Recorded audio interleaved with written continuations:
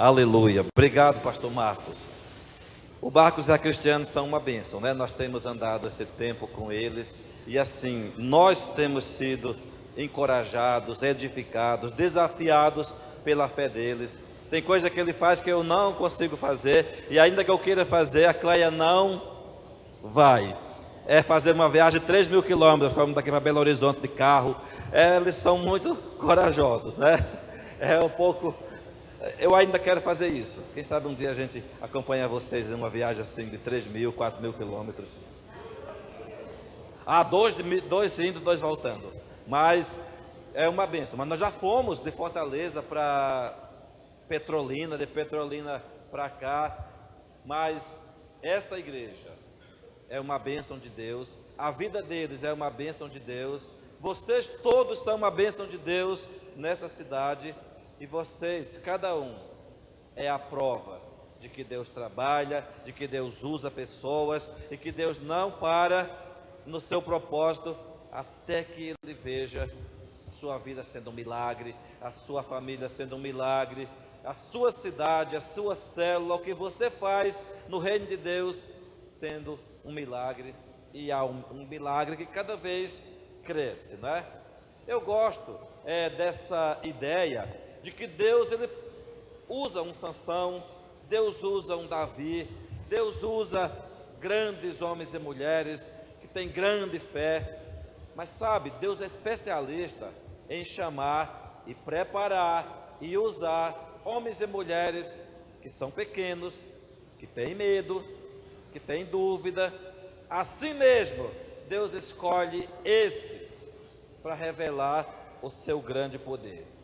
E nessa manhã eu queria falar de um homem da Bíblia, do Velho Testamento, chamado Gideão, tá certo? A mensagem chama-se A Vitória de Gideão. São 3 capítulos, 6, 7 e 8 de Juízes. Não se preocupe que eu não vou ler tudo, mas vamos dar uma passeada na história, na vida, nos desafios, nas lutas e acima de tudo, na vitória desse pequeno homem que também é um grande homem de Deus, chamado Gideão. Quem é o Gideão? Quando nós perguntamos, quem é esse homem? Quem é esse rapazinho? Né? Gideão, ele é o 5º juiz da nação de Israel. Israel teve muitos juízes, pelo menos 12. Ele é o 5º. No livro de Juízes, você vai perceber que sempre havia um inimigo de Israel. O povo pecava, desobedecia a Deus, aí vinha uma opressão. Então, no tempo do Gideão, os inimigos eram os midianitas e os amalequitas, povos bem terríveis. E naquele período, Israel ficou escravo por 7 anos, oprimido diante dos midianitas e dos amalequitas. E aí Deus levantou esse rapaz chamado Gideão, e com ele houve 40 anos de paz. Gideão julgou Israel por 40 anos. Vamos em frente. Juízes 6, verso 1. Diz que Israel fez o que era mal e Deus os entregou nas mãos dos midianitas por 7 anos. Verso 2. Os filhos de Israel se escondiam em covas e cavernas. Quando alguém está oprimido, está longe de Deus, tem o risco de ficar se escondendo em buracos, covas e cavernas. E os midianitas tomaram a terra e os israelitas empobreceram. Tá certo? Uma grande característica de se ficar escravo e o inimigo tomar posse da terra é o povo empobrecer. O povo de Israel empobreceu. Versículo 7. Eles clamaram pela ajuda de Deus. E Deus enviou um profeta que disse: vocês estão nessa situação porque vocês desobedeceram, mas Deus vai livrá-los. Desobedeceram adorando Baal e outros deuses, né? Continuando, aí um anjo do Senhor apareceu a um rapazinho chamado Gideão, e o anjo disse: Gideão, o Senhor é contigo. E o rapaz estava fazendo o quê? Malhando o trigo no lagar. No lugar errado, que o lagar é local de prensar e malhar e pisar a uva. E ele estava malhando o trigo. Que foi que ele respondeu? Se o Senhor é conosco, por que está nos acontecendo tudo isso? Continuando, o anjo disse: Gideão, tu livrarás Israel. Você é o homem levantado por Deus para esse momento, para livrar Israel das mãos dos midianitas. E o Gideão falou negativo: eu não sou ninguém, eu não sou forte, eu sou o menor da casa do meu pai, mande outro, levante outro, eu não sou a pessoa certa para liderar, eu não sou a pessoa certa para cuidar dessa célula, eu não sou a pessoa certa para cuidar desse ministério, eu não sou a pessoa. E o anjo falou: o Senhor é contigo, vai dessa tua força, porque o Senhor é contigo, e tu livrarás Israel das mãos dos midianitas. Continuando, verso 17, Gideão queria um sinal: Senhor, se é o Senhor mesmo que mandou, então vamos fazer o seguinte. Sabe, parece que nós às vezes pensamos: se eu duvidar, se eu não aceitar de primeira, Deus me rejeita. Mas Deus é paciente. Falou: Gideão, o que você quer? Senhor, vamos fazer um teste. Eu vou pegar esse novelo de lã e vou colocar bem aqui nesse lugar. Se amanhã pela manhã o novelo estiver todo molhado e tudo ao redor seco, eu vou saber que foi o Senhor que mandou. No outro dia pela manhã, tudo estava molhado ao redor e o novelo seco. Então é Deus mesmo. Mas Senhor, não fique com raiva de mim, vamos fazer o contrário. Eu vou colocar esse novelo de novo nesse lugar, e se amanhã tudo estiver seco ao redor e somente o novelo estiver molhado, eu vou saber que foi o Senhor. E no outro dia estava tudo seco e o novelo molhado que ele espremeu e encheu um balde. Não tem jeito, foi o Senhor. Então o que foi que o anjo disse? Gideão disse: Senhor, eu espero aqui, eu quero que espere aqui, que eu vou buscar algo para o Senhor. E o Gideão foi e trouxe uma oferta, matou um cordeiro. Talvez só houvesse um cordeiro na casa. Gideão foi lá e pegou o cordeiro do pai dele e trouxe para o anjo. Fez uma comida, fez um caldo, o anjo mandou Gideão colocar a comida sobre a rocha e derramar caldo em cima. E na hora que Gideão ofereceu sobre uma rocha, não podia ser de qualquer jeito, tem um jeito certo de oferecer sacrifício ao Senhor. O anjo tocou a comida com a ponta do cajado e ela foi incinerada, ela queimou toda. É uma maneira de dizer: Deus recebeu aquela oferta, Deus recebeu aquele sacrifício. Agora, quantos Gideões muitas vezes nós temos, né? Não estou falando dos Gideões missionários, aqueles que entregam Bíblias. Eu estou falando dos Gideões e das Gideoas que podem ter no meio da igreja, vacilante. Será que o Senhor está me chamando? Será que o Senhor quer me levantar? Ele quer te levantar. Vamos em frente, verso 22. Gideão acreditou que era um anjo do Senhor, e o Senhor lhe disse que ele não morreria, porque ele viu o Senhor. Agora ele sabia. Gideão levantou um altar naquele lugar e disse: Yahvé Shalom.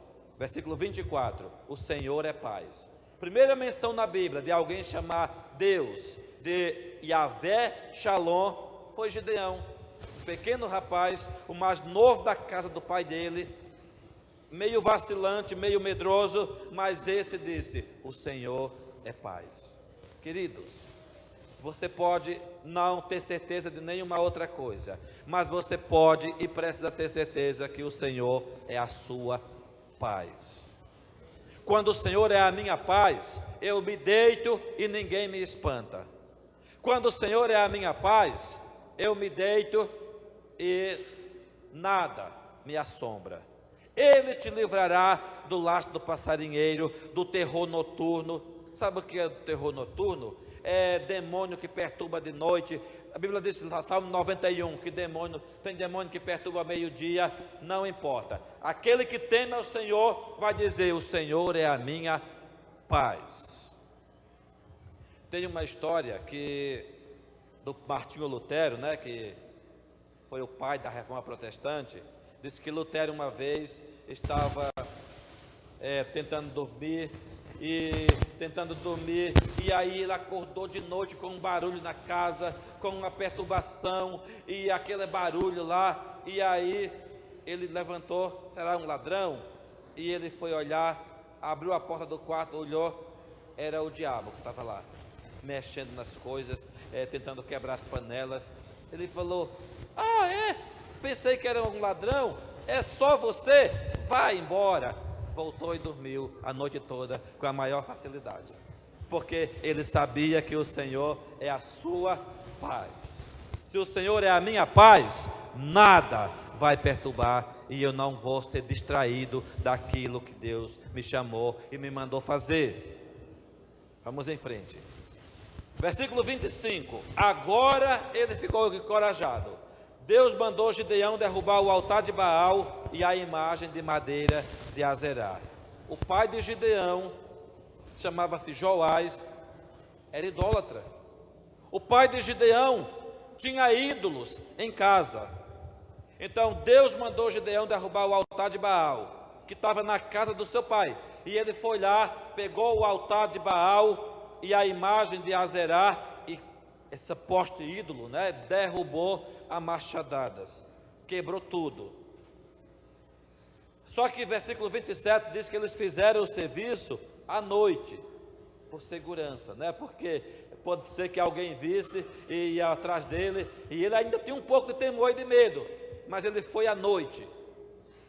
Falar nisso, né? Eu tenho um colega, eu era aluno do seminário lá em João Pessoa, e tinha um colega chamado Paulão, que ele era muito doido. E lá num bairro chamado Cruz das Armas, você conhece João Pessoa, tinha um hospital chamado Frei Damião.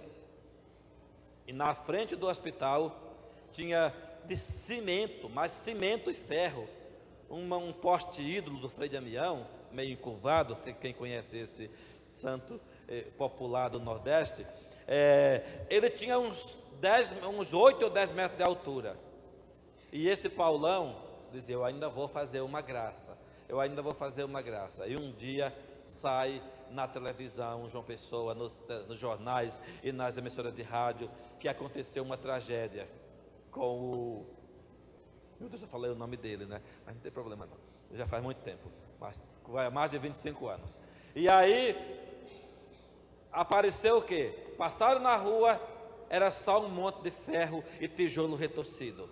Debaixo dele, tinha um buraquinho assim, onde colocavam as velas, onde colocavam as promessas, onde colocavam as fitas. E uma noite, pode até imaginar quem é, né? Mas na época todo mundo imaginou. Uma noite, houve uma explosão na frente do hospital. E quando passou a fumaça, aquele baúzinho lá estava todo retorcido, só era ferro e tijolo quebrado. E aí todo mundo que conhecia aquele aluno: Paulão, onde você esteve ontem à noite? Eu fui numa vigília. E depois? Eu voltei para casa para dormir. Os amigos perguntando: você parou em algum lugar? Parou em algum lugar? Eu sei que foi uma situação, né? Mas, voltando para o Baal, o Gideão fez o serviço de noite com 10 amigos. Derrubaram o altar de Baal, a imagem de Azerá, o poste ídolo. E de manhã, os homens da cidade viram o estrago na praça. Então eles imaginam: quem foi? E talvez alguma velhinha que não dormia à noite deve ter visto pela janela e disse: foi Gideão. E aí os homens da cidade foram todos na casa do pai de Gideão: Joás, entrega o teu filho, nós vamos dar um couro nele, nós vamos matar o teu filho, ele vai ser severamente punido, porque ele derrubou o altar de Baal e o poste ídolo de Azerá. na religião babilônica, é a esposa do Baal. É o casal infernal, né, daquele tempo, porque Baal era o marido e Azerá era a esposa. E aí o pai, eu acho que se converteu naquela hora. E aí Joás, entrega o teu filho. Aí ele perguntou assim, olha que sabedoria desse homem. Finalmente chegou a sabedoria. De quem foi a imagem que ele derrubou? Ah, foi de Azerá. E de quem foi o altar que ele derrubou? Foi de Baal. Ah, é? Então, se Baal é Deus, se Baal foi o ofendido, deixe que Baal se vingue. E daí para frente, faz sentido, deixe que Baal se vingue, deixe que Baal tome providência. E aí começaram a chamar o rapaz de Jerubaal, quer dizer, Baal se vingue, Baal se vingue. E até hoje, Baal não se vingou, né? Versículo 30. Pediram ao pai de Gideão que eu o entregasse, mas ele não entregou, que ele se vingue. E os midianitas e os amalequitas se prepararam para uma grande batalha. Verso 34, 35. Deus falou outra vez com Gideão, né? E Gideão, como eu já falei, colocou o novelo de lã. E aí, como Deus provou a lã molhada e a lã seca, Gideão não tinha mais dúvida. Capítulo 7, versículo 1. Gideão, com 32 mil homens, se acampou perto do inimigo. Só tinha um detalhe: o inimigo tinha 135 mil soldados, preparados para a batalha. Gideão tinha 32 mil. O que é isso? Não é nem 10%. O inimigo tinha 9 vezes mais gente do que ele. E agora? Aí Gideão podia orar: Senhor, é muito pouco, Senhor, mande mais. Só que foi o contrário. Deus falou: Gideão, é muita gente, é muita gente, diga aos tímidos e medrosos para voltar. Gideão falou: gente, é o seguinte, quem quiser voltar ainda está em tempo, porque essa batalha é para os corajosos. Quem quiser voltar para sua casa, não vai ter retaliação, ninguém vai sofrer nenhuma consequência, nem punição, pode voltar. E quantos voltaram?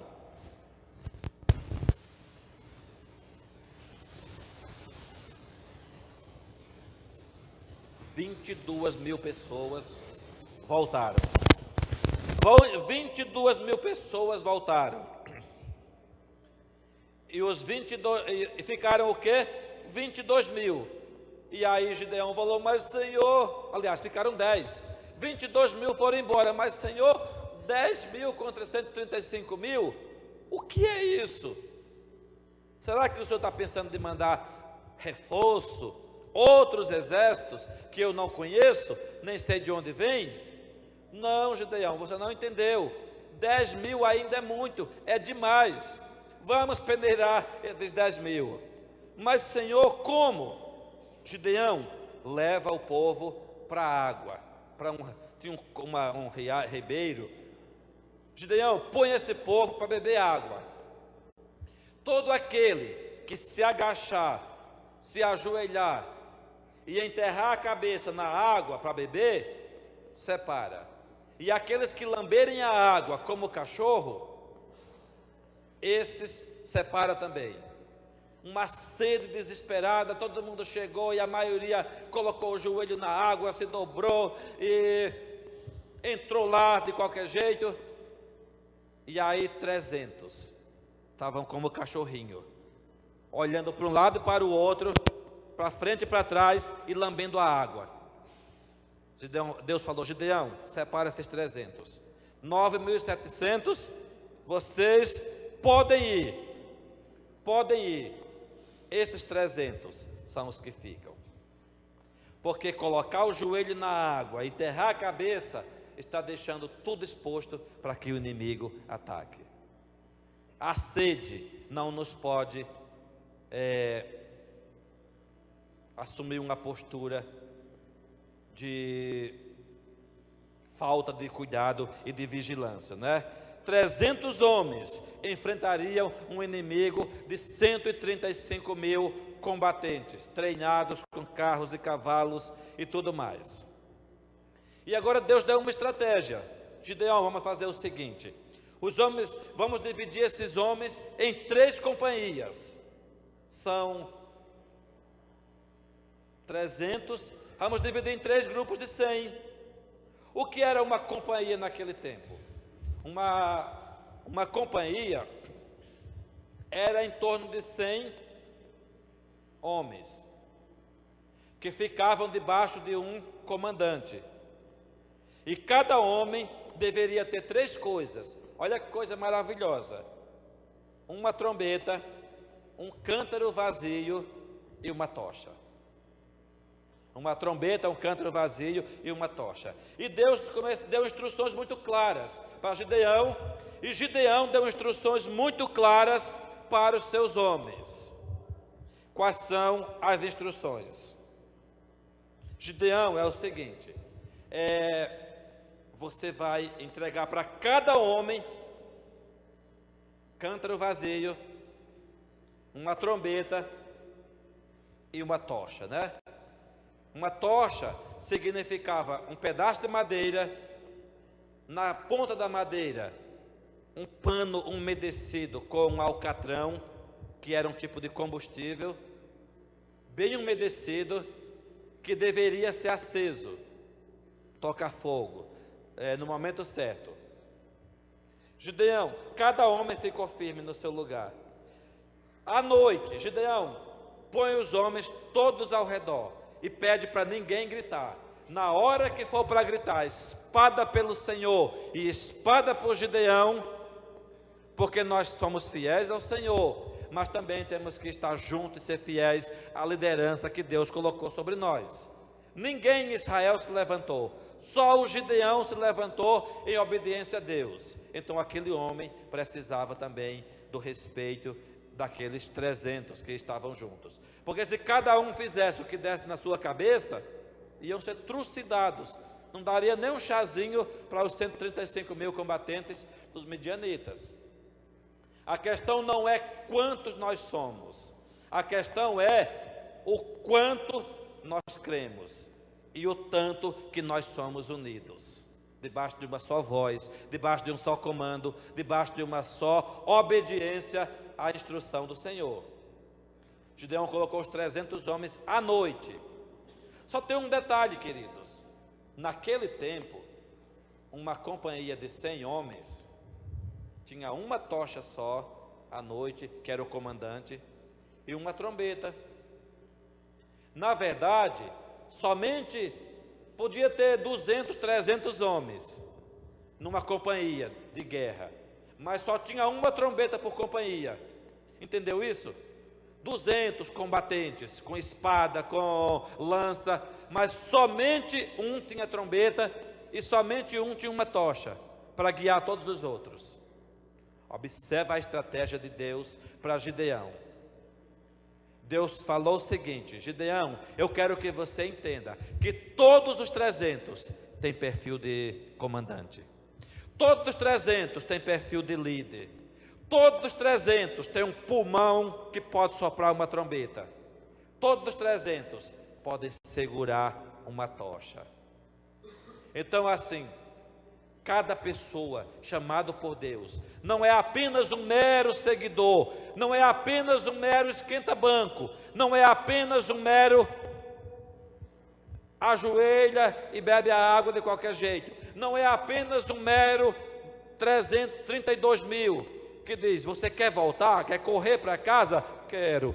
Ninguém corre aqui, glória a Deus. Glória a Deus, porque ninguém corre, não importa o tamanho do inimigo, aquele que entendeu o chamado de Deus e sabe por que está aqui, sabe por que segue ao Senhor Jesus. Olhe para o seu vizinho e diga: você foi chamado para soprar uma trombeta, para segurar uma tocha e para quebrar um vaso. Interessante, o cântaro vazio era apenas um objeto de barro. A palavra do Senhor diz que eu e você somos vasos de barro. O Senhor nos escolheu como vasos de barro, para mostrar que a excelência do poder e do conhecimento pertence a Deus e não a nós. O apóstolo Paulo diz que numa grande casa tem vasos de honra e vasos de desonra, vasos para a glória e vasos. A questão não é de que nós somos feitos. Todos os barros são feitos, todos os vasos são feitos de barro. Mas a destinação e o uso que esse vaso tem é o que faz ele nobre ou não. Tinha vaso que era colocado diante da mesa do rei, cheio de vinho, cheio de uvas, cheio de tâmaras, de damasco. E tinha outro tipo de vaso que era colocado no quarto de dormir das pessoas. Esses vasos, eles não tinha outra utilidade, porque naquele tempo não tinha suíte, não tinha banheiro, nem dentro da casa, nem fora. E as pessoas também tinham medo de escuro naquele tempo antigo. Então, assim, tinha os criados, os escravos, que pela manhã, 7 da manhã, 8 horas, entravam no quarto dos patrões, dos chefes, e saíam de lá assim, uma mão aqui e outra aqui segurando o vaso, que era o vaso de desonra, que passou a noite inteira, foi usado. Ele tem uma tampa para não perturbar quem dormia no quarto, mas na hora saíam os criados lá com aquele vaso, lá para o meio do mato. Então esse é o vaso de desonra. E tinha outro tipo de vaso de desonra que era usado na hora do almoço, né? Os nobres da antiguidade comia, quando estava transbordando, aí eles pediam o vaso, e aí eles colocavam assim, um dedo na boca, e aí enchia o vaso. Aí depois que eles enchiam o vaso, e aí eles voltavam e comia de novo. Misericórdia, né? Os romanos faziam isso, os nobres do Oriente faziam isso. Então esse tipo de vaso, coitado desse vaso. Mas existem vasos de honra, existem vasos de honra, e nós somos chamados pelo Senhor para sermos vasos de honra na casa e no serviço do Senhor. Cada homem segurou o seu cântaro, o seu vaso. Cada um deles segurou os seus instrumentos e fizeram um grande círculo ao redor do acampamento dos midianitas. Um grande círculo ao redor daquele acampamento. E quando eles fizeram isso e que deram o comando, eles quebraram o cântaro e tocaram a trombeta. Os midianitas, quando olharam isso, imaginaram: uau, era uma luz para todo lado. Atrás de cada luz dessa, cada tocha, atrás de cada trombeta, deve ter 100, 200, 300. Era só humanamente falando. Mas com certeza Deus mandou anjos e mandou um exército celestial para cooperar com Israel e com os 300. Porque os midianitas começaram a se atacar entre eles, a fugir, a correr, e foi uma grande vitória naquele dia para Israel. Gritaram: espada pelo Senhor e espada por Gideão. Acho que nem tinham espada, mas eles tinham essa coragem, essa ousadia e essa determinação de agradar a Deus e de conquistar uma grande e poderosa vitória para si mesmos. Porque eles estavam lutando, não era só por eles, não era só por Israel. Cada um estava lutando pela sua família, que estava lá em casa, correndo o risco de ser atacados e escravizados ainda mais pelos midianitas. Então, queridos, foi uma grande e poderosa vitória. Agora vejamos algumas lições na história de Gideão, né? Deus vê o melhor em cada homem e mulher, ainda quando essas pessoas não conseguem enxergar o seu valor e a sua bravura. Quem sou eu, Senhor? Eu sou só um rapazinho na casa do meu pai. Quem sou eu? Você é Gideão. Quem sou eu? você é Pedro, você é Maria, mas a pergunta deve ser: quem é Deus na minha vida? O que Ele pode fazer? Deus não vai escolher outro quando Ele escolheu você para essa tarefa, para esse momento e para essa obra. Primeira lição: aumentar a confiança em Deus. Gideão dizia: mas se o Senhor é bom, se o Senhor é Deus, mas, por quê? Onde? São as perguntas de quem não quer obedecer rápido, ou de quem não tem confiança em si mesmo, ou de quem acha que não pode. Se, mas, Senhor, mas, não é mais com I, é o mais sem I, que aí, será, quem sabe, mas, e por quê, onde? Aí o Senhor, ele podia dizer: o Senhor não está falando sério, falta de fé e de obediência. Não é o caso de ninguém aqui, com certeza, mas não confiou totalmente em Deus. Quando o anjo falou: olha, eu sou do exército do Senhor, acabei de chegar, eu estou orientando, Deus vai levar Israel a uma vitória através de você, espere aqui até que eu volte. Ele queria fazer uma oferta e um sacrifício. E no versículo 18, o Senhor é paciente e espera. O que é que o anjo disse? Que era o anjo do Senhor, era o próprio Jesus, uma cristofania. Eu esperarei até que tu voltes.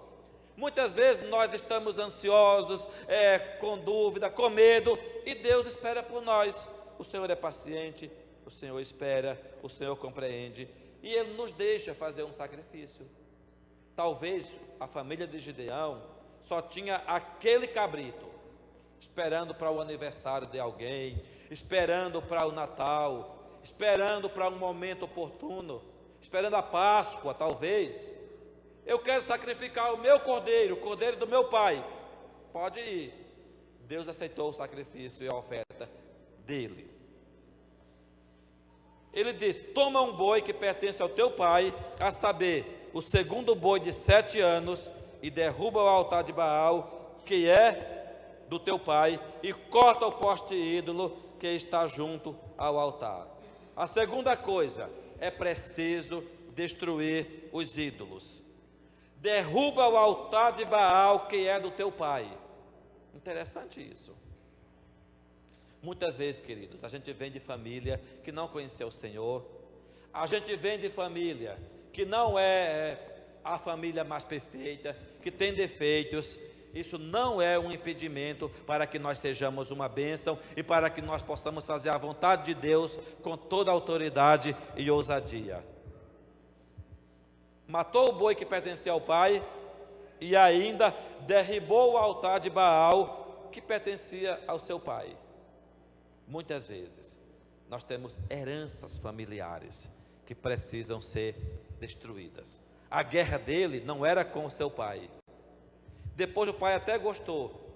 Eu acho que ele fez o que o pai não tinha coragem de fazer. Mas muitas vezes somos nós que precisamos quebrar a maldição em nossa família, quebrar a herança de idolatria e de pecado em nossa família. E Gideão começou dentro da sua casa.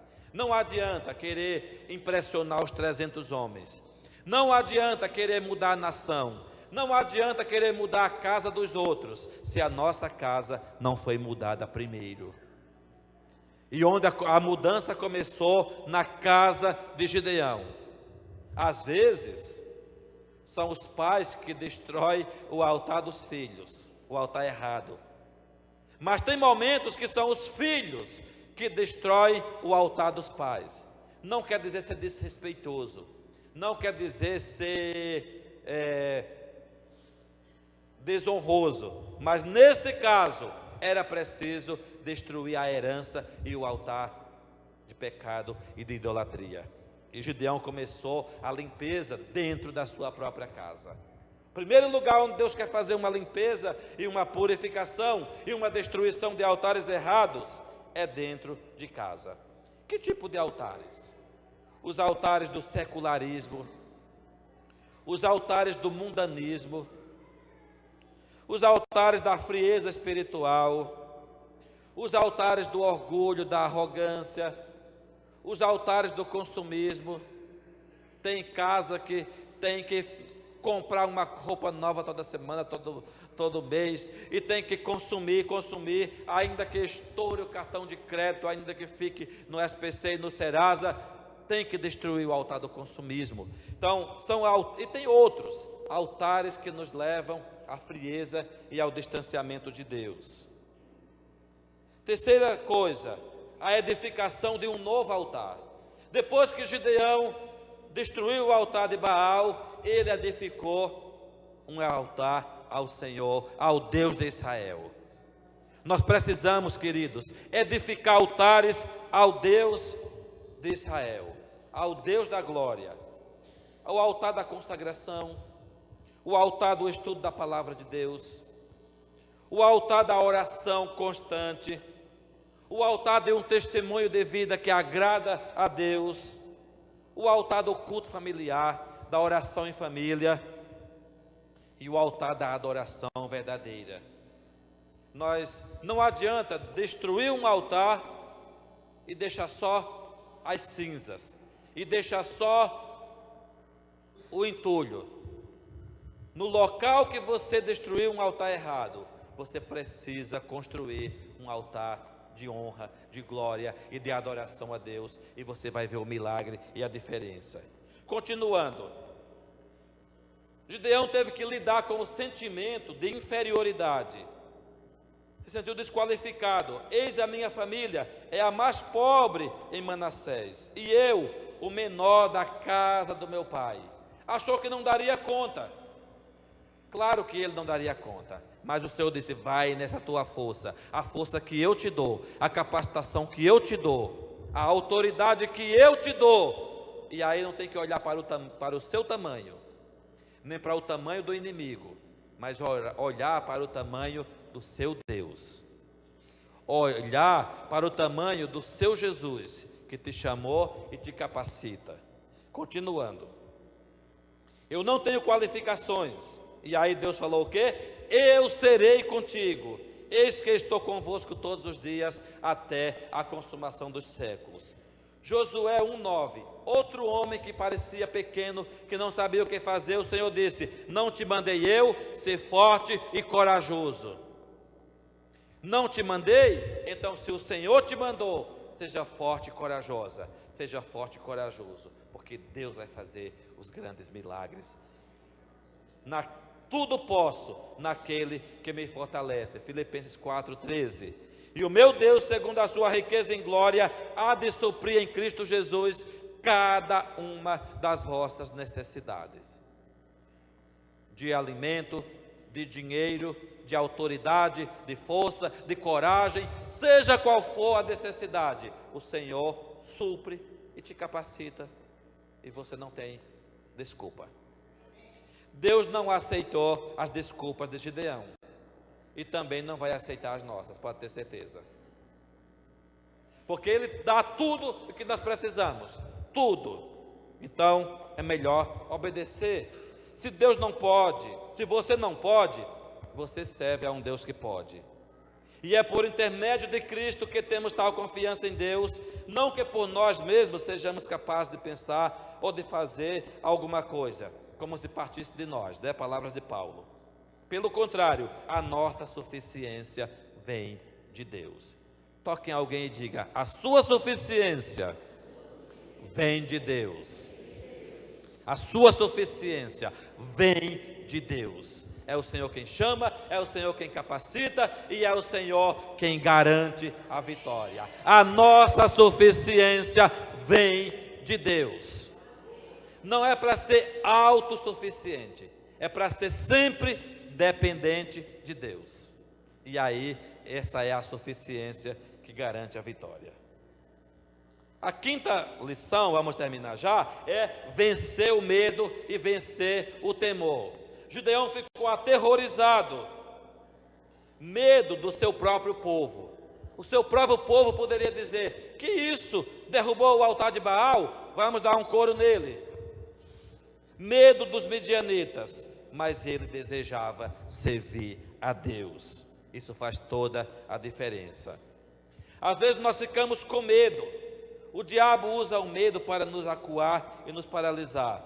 Mas Paulo diz que o Senhor não nos deu espírito de covardia nem de temor, mas de poder, de amor e de moderação. Seja o que for, o Senhor nos deu espírito de poder, de amor e de moderação. Paulo teve medo, tá? Paulo teve medo lá em Éfeso. Não vou ler esse texto, mas o medo é vencido pela obediência. Deus não removeu o medo dos seus servos, mas os capacitou para vencer.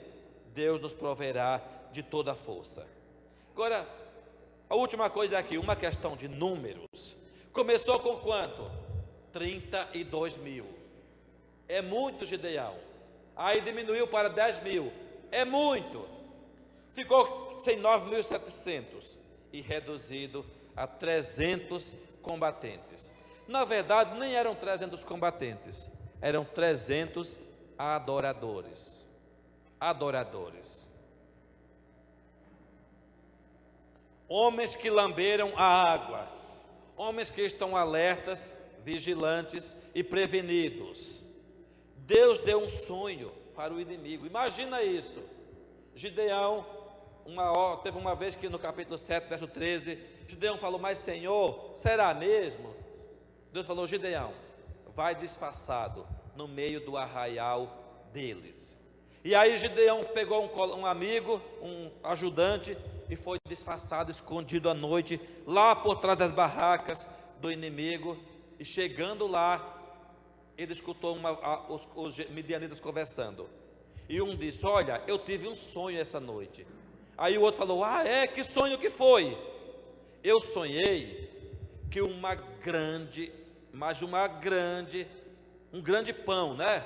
Acho que é isso. Um grande pão começava a rolar, a rolar, a rolar, e ele chegava no nosso acampamento, batia na barraca do nosso comandante, derrubava a barraca, continuava rolando e destruía o acampamento. O que será isso? O outro falou: o que será isso? Pode ter certeza que é Gideão, filho de Joás. É que Deus já nos entregou na mão dele. Deus já nos entregou e deu a vitória para ele, para o nosso inimigo. Até o inimigo profetiza a nossa vitória. Até o inimigo sonha com a nossa vitória, quando Deus quer nos dar uma grande e poderosa vitória, e Ele quer dar, Então até o inimigo sonha e profetiza a nossa vitória. Então Gideão falou: ah, é? Então agora nós vamos lá, prepara a tocha, prepara aí a trombeta, prepara os cântaros, porque agora nós vamos. Se tiver um pouco de medo, não é o fim do mundo, desde que obedeça. Porque tem gente que, sabe aqueles filmes que você vê, que o cara diz: pode mandar, sou eu, bora, eu tenho coragem. E aí ele vai lá e vai brigar, em desenho animado. Mas ele só chega perto do boi quando o boi está amarrado as pernas, os chifres, as patas, todo amarrado. Aí depois que o bicho está todo amarrado, aí ele chega lá e ele dá um soco e ele bate, porque está cheio de coragem. Vai bater no inimigo todo amarrado, né? É uma coisa. Mas enfrentar quando ele está todo acampado, cheio de arma, de canhão, de lança, de espada, 132 mil, isso requer coragem. Mas o Senhor que nos chamou é o mesmo que garante toda a vitória. A estratégia mais louca: repartiu os 300 em 3 companhias, deu-lhes cada um na sua mão trombetas, cântaros vazios e tochas. Mas que arma é essa, né? O inimigo podia imaginar que tipo de armas são essas, mas é interessante. 4 armas poderosas. As trombetas significam louvor e adoração e proclamação da grandeza e das virtudes do Senhor. Tem muitas situações da Bíblia. Outras vezes, as muralhas de Jericó, o povo ganhou como? Gritando e louvando e tocando trombeta. No livro dos reis, né? Eu acho que foi com Ezequias ou Manassés, um deles, que ele colocou os cantores na frente do exército. Josafá colocou os cantores na frente do exército e Deus deu uma poderosa vitória. Há momentos que, em vez de derramar sangue com a espada, você adora os céus e ele invade a terra. Um grande segredo: se você não quer lutar sozinho, adore, clame aos céus e os céus invadem a terra. Cântaros vazios tem a ver com a nossa humanidade e com a nossa limitação. Nós somos apenas vasos de barro e muitas vezes vazios, mas se nós estamos dispostos a quebrar a nossa fragilidade, quebrar a fragilidade, nós vamos expor a luz, porque a tocha acesa não tem esse R não. A tocha significa a luz, o brilho, a glória de Deus. É interessante aqui que essa tocha acesa estava dentro do cântaro. Só que o barro, ele impede que o brilho apareça. Tinha que ser na hora certa. Quebra o barro, quebra o cântaro. E na hora que eles quebraram o barro, quebraram o cântaro, apareceu uma luz bem forte, uma tocha. Muitas vezes, para que a glória de Deus, a luz do Espírito de Deus apareça em nós, é preciso quebrar esse barro externo, essas limitações, essas fragilidades, e vai aparecer a glória do Senhor em nossa vida. E aí eles tinham que declarar: espada pelo Senhor e espada por Gideão, só isso. E logo em seguida, toda a companhia, todo o exército midianita começou a se debater e a correr e a fugir, e Deus deu uma grande e poderosa vitória para Israel naquele dia, através de um homem chamado Gideão, através de 300 valentes que eram os seus homens que estavam lá. Assim também Deus quer fazer em Garaúns, no CCA, através do pastor Marcos, da pastora Cristiane, e desses 300, claro que não são apenas 300, mas 300 é um número emblemático. Podem ser 1.000 aqui, podem ser 2.000, vão ser 3.000, 30.000, em nome de Jesus, que estão dispostos a quebrar o barro, tocar a trombeta e deixar que o Senhor faça todo o resto, né? Deus aceitou Gideão com suas limitações, Ele lhe deu forças e poder para vencer. A vitória é de Deus, mas a vitória, acima de tudo, é nossa, porque o Senhor peleja por nós, e nós celebramos a grandeza e as vitórias do Senhor. É tempo, queridos, fique de pé, de celebrar a grandeza do Senhor. Olhe para o seu vizinho e diga: a vitória é nossa. Não importa o que aconteceu ou o que tentaram fazer acontecer nesses dias aqui em Garaúns. Pode ter certeza, esse resto de ano e os próximos meses que se aproximam são meses de grandes e poderosas vitórias para o reino de Deus nessa cidade, para a sua família, para a sua vida. Receba de Deus que é um tempo de muita bênção e de muita vitória. Espada pelo Senhor, espada pelo CCA, espada por Garaúns. O Senhor é a nossa vitória.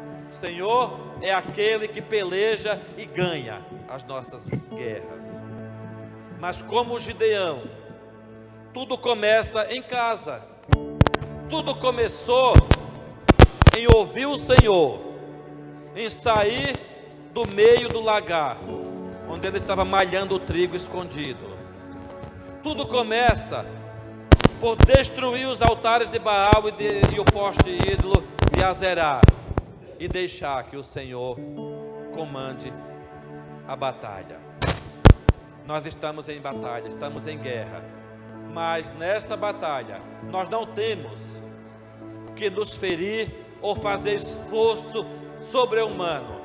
Basta adorar o Senhor, tocar a trombeta e quebrar os cântaros, os barros para que a glória de Deus brilhe bem forte ao nosso redor e nos dê toda a vitória em nome de Jesus.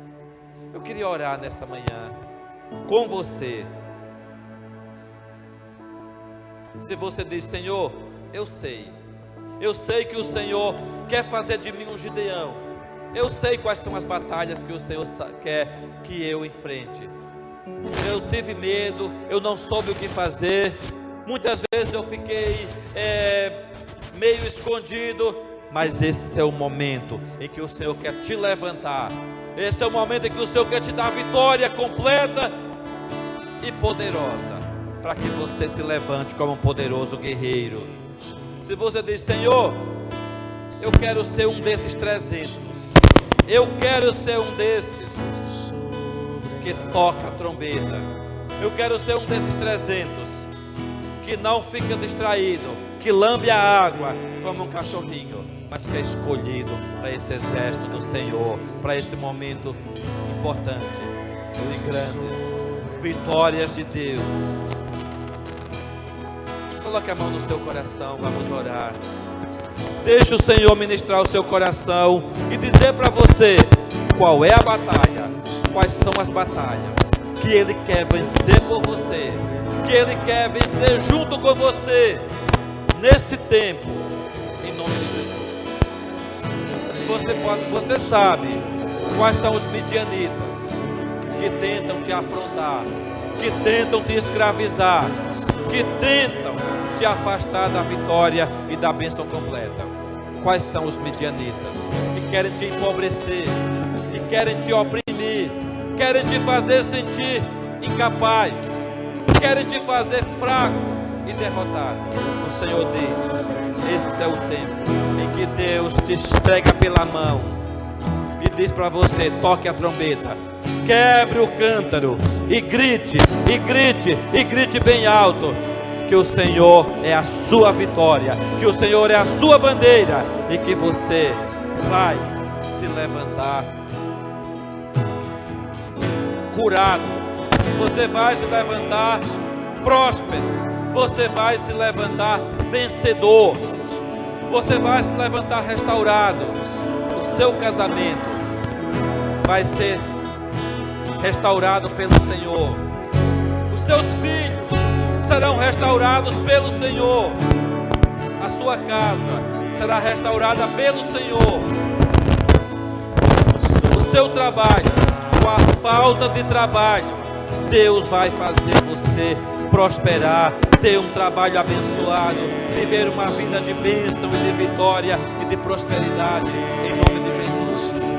Seja qual for a área, Deus está querendo fazer um milagre na sua família, na sua casa, na sua vida, em nome de Jesus. Vamos orar agora, põe a mão no seu coração. Deus, em nome de Jesus, eu oro, Senhor, por esse homem, por essa mulher. Deus, eu oro por este jovem, por esta jovem. Eu oro por essa família, Deus. Que o Senhor traga esse milagre, como o Senhor fez na vida de Gideão, na família de Gideão, Deus, em nome de Jesus. Traga, Deus, uma poderosa intervenção de Deus. Deus, que ele não olhe, que ela não olhe para as suas limitações, para a sua fraqueza, mas que o Senhor traga, Deus, uma revolução de amor, uma revolução de graça, uma revolução, Deus, uma transformação poderosa nesse lar, nessa família. O Senhor disse para Gideão: vai nessa tua força, varão valoroso, porque o Senhor é contigo. E o Senhor diz para você: vai nessa tua força, porque o Senhor é contigo. Homem, o Senhor é contigo. Mulher, você vai experimentar o toque de Deus, a ação de Deus na sua família e na sua casa, em nome de Jesus, em nome de Jesus. Tome posse, segure a luz do Senhor, segure a luz da palavra, a luz do Evangelho, a luz do Espírito de Deus, e a vitória já é sua, a vitória é sua, a vitória é sua, em nome de Jesus. A vitória é sua, em nome de Jesus.